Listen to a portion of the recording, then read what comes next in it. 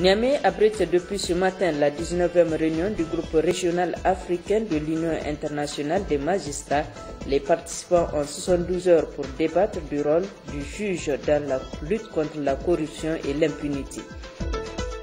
Depuis ce matin, sur toute l'étendue du territoire national, des épreuves du brevet d'études professionnelles, c'est le ministre des Enseignements professionnels et techniques qui a donné le coup d'envoi. Messieurs, mesdames, bonsoir et merci de suivre cette édition que nous ouvrons avec la météo. La météo qui prévoit en cours de nuit un passage nuageux sur le Damagaram et une légère suspension de poussière sur le nord du pays. Les prévisions météorologiques dans une présentation de Mahmoud Adam.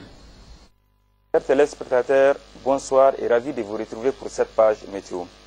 Ce matin, la situation météorologique a été marquée par le passage d'une zone pluvio-orageuse sur toutes les régions ouest du pays. Et sur les régions nord du pays, on note la présence d'une légère suspension de poussière. Voyons à présent la situation sur l'image satellitale à 19h locale. Sur cette image, on remarque une légère couverture nuageuse sur l'Ader et les régions ouest du pays. On remarque également l'apparition d'une cellule orageuse sur le Damagaram et hors de nos frontières, cette vaste zone pluvio-orageuse sur le nord-est du Nigeria. En prévision, nous prévoyons en cours de nuit un passage nuageux sur le sud de la région des Zender, la persistance de la poussière sur l'Aïr, le Diado et le nord-est Manga. Et pour la matinée de demain, c'est une légère couverture nuageuse qui est attendue sur le Dandi et le sud de la région des Zender. Et plus au nord, toujours la persistance de la suspension des poussières. C'est tout pour votre page météo. Au revoir et à demain, Inch'Allah. Les audiences ce lundi sur l'agenda du président de l'Assemblée nationale, la toute première, Mamadou, l'a accordé au nouvel ambassadeur de France au Niger. Une rencontre de prise de contact, a dit le diplomate français Antoine Anfray à sa sortie d'audience. L'objet de cet entretien, c'était une première prise de contact. Comme vous le savez, je suis à Niamey depuis 2 mois et demi maintenant. Je n'avais pas eu l'occasion d'être reçu en audience par le président de l'Assemblée nationale. C'est protocolairement le deuxième personnage de l'État. Et donc, je l'ai visité dans le cadre de mes visites protocolaires. Nous avons évidemment échangé sur la situation politique. Et je lui redis, comme je le dis à tous les officiels nigériens, tout l'attachement de la France à ce que le débat démocratique, qui est parfois vigoureux, ça c'est normal, se fasse dans le cadre des institutions et dans le cadre du respect des lois. Le président de l'Assemblée nationale devait ensuite s'entretenir avec une délégation des parlementaires maliens conduite par le 3e vice-président du Parlement malien, Amadou Sissi. Cette délégation séjourne depuis hier dans notre pays. Je suis envoyé par mon président, M. Issaka Sidibé, pour rencontrer le président de l'Assemblée nationale du Niger, porter donc des messages de paix. Vous savez, le Mali a été victime d'une agression la semaine dernière par des djihadistes, des rebelles, des terroristes. Et aujourd'hui, nous avons de sérieux problèmes et nous avons voulu activer la diplomatie parlementaire pour demander, n'est-ce pas, à l'honorable Ama Amadou de nous accompagner pour que la paix revienne au Mali.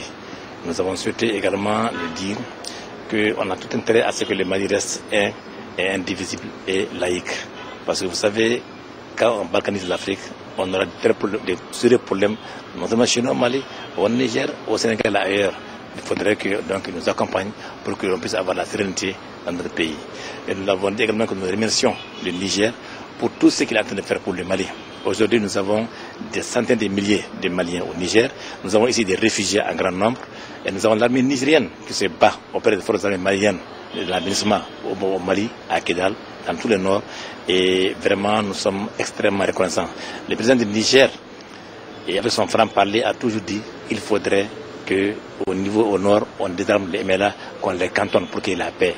Et nous remercions également les présidents du Niger pour tout ce qu'ils apportent comme appui au Mali. Le juge dans la lutte contre la corruption et l'impunité, c'est le thème au centre de la 19e réunion du groupe régional africain de lutte de l'Union internationale des magistrats UIM. C'est le palais des congrès du Niamey qui abrite cette rencontre de 112 heures dont l'ouverture a été présidée par le Premier ministre chef du gouvernement. Le compte rendu de Barokoba et Jocelyne Amoussou. Tous les États sont confrontés à la corruption et il faut une cohésion pour la combattre. Cette phrase de Kagné John Moussi, président du groupe africain de l'Union internationale des magistrats UIM, appuyé par le président de l'UIM, Gerhard Restner, montre toute la pertinence de ces assises. Des assises qui, selon le syndicat autonome des magistrats du Niger, SAMAN, organisateur de l'événement, doivent se faire plus regardants sur le combat contre l'impunité. Il ne s'agit pas de lutter contre la corruption, c'est bien beau, mais encore faudrait-il combattre l'impunité. Nous visons à mieux outiller les magistrats nigériens singulièrement et africains en général, qui sont au nombre de 14, mais dont 12 sont présents, ont répondu présents à cette rencontre. Donc nous visons à mieux les outiller, à avoir plus, en tout cas, de mécanismes pour contourner l'impunité dans le cadre de la lutte contre la corruption. Dans le domaine, beaucoup de choses ont changé au Niger, reconnaît Mme Fatoumata Diakité, présidente d'honneur de l'UIM. Surtout que le Niger attaque de front la corruption, précise le Premier ministre Brigitte Raffini. La démarche a consisté à la mise en place d'un dispositif comprenant la haute autorité de lutte contre la corruption et les infractions assimilées, HALCIA, rattachée à la présidence de la République. Il y a également le bureau Information, Réclamation, Lutte contre la corruption et le trafic d'influence du ministère de la Justice. Et enfin, la réactivation de la cellule nationale pour le traitement des infractions financières, la CENTIF, la correspondance nationale du groupe intergouvernemental d'action contre le blanchiment d'argent en Afrique de l'Ouest, le GIABA. Si la société civile joue une part importante dans le combat contre la corruption, le rôle du juge n'est pas des moindres, rappelle le Premier ministre. Le rôle du juge dans ce combat est éminemment important et ses décisions ont un double impact. Ainsi, la sanction, en même temps qu'elle punit le coupable, exerce un effet de dissuasion sur tout potentiel candidat au même délit.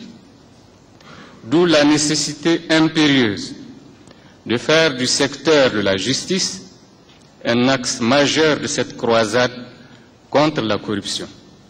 La 19e réunion du groupe régional africain de l'Union internationale des magistrats, UIM, durera 3 jours. 3 jours d'intenses travaux, d'échanges d'expériences pour au sortir dégager une feuille de route servant de bréviaire aux différents États membres de l'Union. Renforcer les capacités des forces de défense et de sécurité pour une gouvernance efficace et efficiente des ressources des armées nigériennes, c'est l'objectif poursuivi à travers un séminaire de formation sur l'inspection générale. Le ministre directeur du cabinet du président de la République a lancé les travaux ce matin. Salifou Garba, Sekinotop. Vu l'importance de la fonction de l'inspection générale, le gouvernement nigérien, en partenariat avec l'ambassade des États-Unis, a initié cette semaine de formation à l'intention des forces armées nigériennes. Cette formation vise à renforcer davantage les capacités de ces forces armées pour une bonne gouvernance des ressources et une efficacité des institutions. La fonction d'une inspection générale, où qu'elle soit, c'est justement de renforcer ce professionnalisme. C'est pourquoi nous sommes très honorés de pouvoir nous engager avec vous. Et vous pouvez être certains de la sincérité, du plein engagement d'Africom, notre commandement militaire pour les relations avec l'Afrique. Parce que plus nos partenaires nigériens seront professionnels, plus notre investissement dans ce partenariat donnera beaucoup de bénéfices aux deux parties. En procédant à l'ouverture des travaux, le ministre directeur de cabinet du président de la République a félicité et encouragé l'ambassade des États-Unis avant d'exhorter les participants à profiter au maximum de cette formation.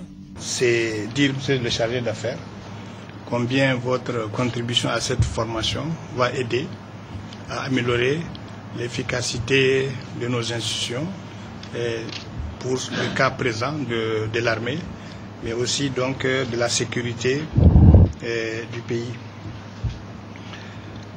Je voudrais donc féliciter l'inspection générale qui a déjà abattu un programme d'inspection important et l'encourager à profiter de cette semaine de formation pour disposer d'outils efficaces afin de renforcer ces procédures et ces moteurs d'intervention. Durant 7 jours, ces participants seront mieux outillés sur les techniques et méthodes de l'inspection générale afin de rendre plus efficaces nos institutions et assurer une bonne gouvernance des ressources des armées. Autre aspect de ce journal, les épreuves du brevet d'études professionnelles ont débuté ce matin sur toute l'étendue du territoire national. Le coup d'envoi de cette session 2013-2014 a été donné depuis Agadez par le ministre des Enseignements professionnels et techniques. D'autres précisions avec Daudas. Ils sont au total 2785 candidats sur toute l'étendue du territoire national à se présenter dans leurs jurys respectifs aux examens du brevet d'études professionnelles BEP session 2013-2014. Ces différents candidats auront à concourir dans une vingtaine de filières dont la comptabilité, électricité, bâtiment, etc. Occasion pour le ministre des Enseignements professionnels et techniques pour féliciter et encourager les candidats. Nous sommes venus pour lancer des épreuves et aussi pour vous encourager. Et vous souhaitez bonne chance. Nous espérons que vous aurez un bon taux de réussite. À l'intérieur du pays, les candidats ont subi ces épreuves sur l'œil des différentes autorités régionales en charge de la question. Par ailleurs, plusieurs dispositifs ont été pris pour mettre les candidats dans des conditions optimales d'examen. Ces épreuves théoriques et pratiques dureront au total 10 jours. Et puis ce communiqué de presse de l'USN, l'Union des scolaires nigériens, le comité directeur de l'Union des scolaires nigériens, au vu de toutes les démarches entreprises relativement à la situation des scolaires détenus dans les maisons d'arrêt de Saï, Kolo et Walam, et au vu de l'implication des autorités au plus haut sommet de l'État, des autorités académiques et des leaders religieux, afin de trouver un dénouement heureux, suspend son mot d'ordre de boycott des activités académiques, conséquemment aux engagements fermes consistant à libérer nos camarades et cela dans le respect de la procédure judiciaire. Ainsi, tout en restant attaché aux valeurs démocratiques et à l'état de droit, le comité directeur demande à l'ensemble des sections de croire à l'aboutissement heureux de la situation dans le plus bref délai. Par la même occasion, rassure l'ensemble de ses militantes et militants quant à sa détermination à honorer ses engagements qui consistent à défendre les intérêts matériels et moraux. Signé le secrétaire général du comité directeur de l'USN, Anas Jibril. Poursuivant sa mission de travail dans la région de Difa, la ministre déléguée à l'aménagement du territoire et au développement communautaire a effectué hier une série de visites au niveau de la ville de Difa. Abdraman Boukari et Abdraman Mazou. La direction régionale du plan, tout comme au département, la ministre déléguée à l'aménagement du territoire et du développement communautaire a eu droit à une série d'exposés se rapportant au fonctionnement de ces services, aux activités réalisées en cours de réalisation ainsi qu'aux programmations futures.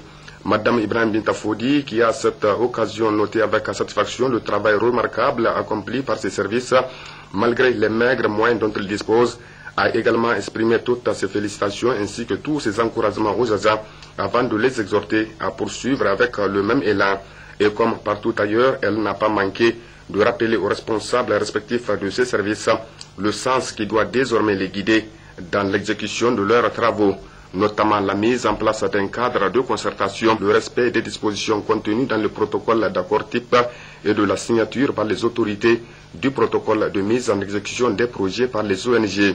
Autre visite de la ministre déléguée à l'aménagement du territoire et du développement communautaire, le bureau du conseil régional, où elle a également visité les différentes installations de ce siège, suivi des explications détaillées fournies par le président du conseil régional, M. Maïl Urgari, qui a pour sa part saisi cette opportunité pour saluer ce déplacement de la ministre Mme Ibrahim Binta Fodi, preuve, a-t-il indiqué, de l'attention toute particulière que l'État accorde au processus de la décentralisation.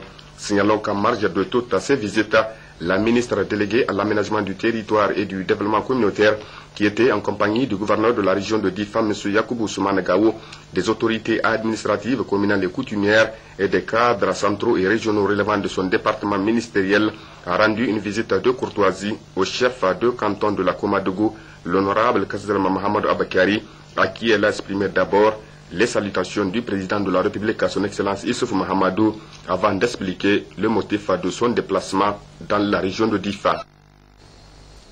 Au terme donc de sa mission dans la région, la ministre déléguée à l'aménagement du territoire et au développement communautaire, Mme Ibrahim Binta Fodi, a tenu une réunion de synthèse. Résumé, Harouna Sanda, Abdraman Boukari. Dans ses mots introductifs à l'ouverture des travaux de cette réunion de synthèse, le gouverneur de la région de Difa, M. Yakubu Soumane Gao, a rappelé l'objectif assigné à ce déplacement de la ministre déléguée à l'aménagement du territoire et du développement communautaire, Mme Ibrahim Binta Fodi, qui est de créer les conditions aptes à permettre la mise en œuvre efficace et efficiente du plan de développement économique et social en son axe 2, à savoir la création des conditions d'un développement durable et équilibré. C'est justement dans ce sens qu'intervenant à son tour, Mme Ibrahim Binta Fodi a sans embâche brossé à l'assistance les points forts et les points faibles qu'elle a pu constater tout au long de son périple, ainsi que les propositions formulées en vue de l'atteinte des objectifs assignés à son département ministériel.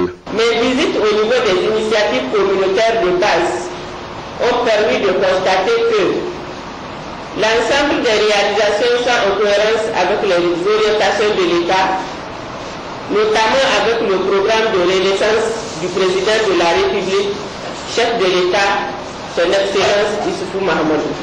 L'engagement des communautés dans la mobilisation autour de ces actions est impressionnante. L'adéquation entre les interventions des ONG, associations de développement et les besoins prioritaires des groupes cibles. En effet, il est important de procéder à la mise en place des cadres de concertation là où il n'existe pas encore et de les redynamiser dans les entités où ils sont en léthargie. Je voudrais également rappeler aux collectivités qu'il est aussi de leur devoir d'élaborer des projets bancaires, d'entreprendre le lobbying et surtout de mobiliser les ressources locales en vue d'honorer leur contrepartie pour la réalisation des interventions. Pour ce qui concerne le matériel, la situation de votre région est identique à celle des autres régions. À ce niveau aussi, des solutions dirigeantes seraient étudiées en vue de répondre aux besoins prioritaires des services. Signalons qu'au terme de son intervention, Mme Ibrahim Binta Fodi n'a pas manqué d'annoncer les perspectives de son département ministériel en matière de développement local et d'aménagement du territoire. Les agents du ministère des Transports sont depuis ce matin à l'école de maîtrise de l'outil informatique. La session a débuté ce matin sous la présidence du directeur de cabinet du dit ministère, Issoufou Samela Bakahajara.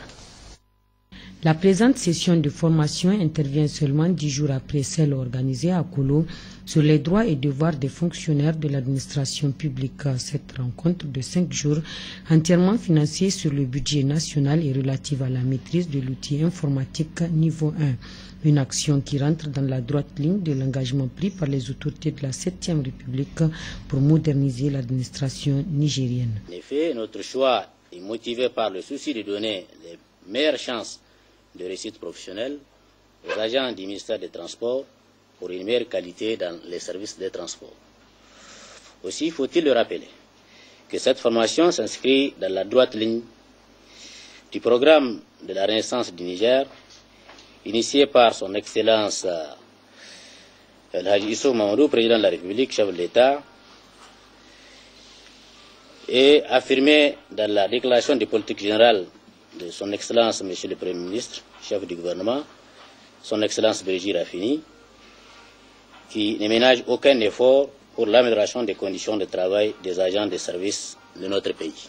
D'un coût de plus de 14 millions de francs CFA, cette formation permettra aux participants de bien maîtriser l'outil informatique afin de mieux servir l'administration nigérienne. C'est pourquoi le directeur de cabinet les a exhortés à être disciplinés, assidus et attentifs pour une assimilation parfaite des modules enseignés. Oui, pendant ce temps prenaient fin les travaux de l'atelier de formation des encadreurs du Hajj 2014. Cet atelier qui a porté sur le rôle des encadreurs a pris fin sur une note de satisfaction générale.